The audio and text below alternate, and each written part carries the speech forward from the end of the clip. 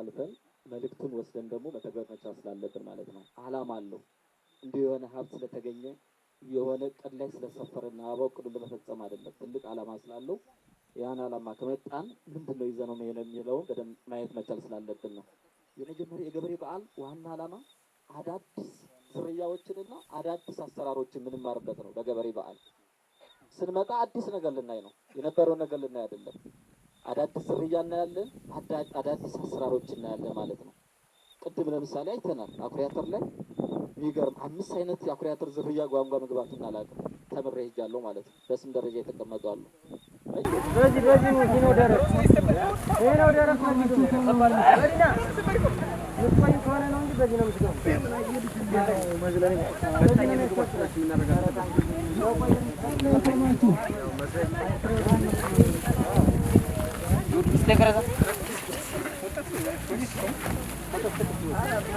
ይሰበራል በጣም ነው መዲና በዚህ ነው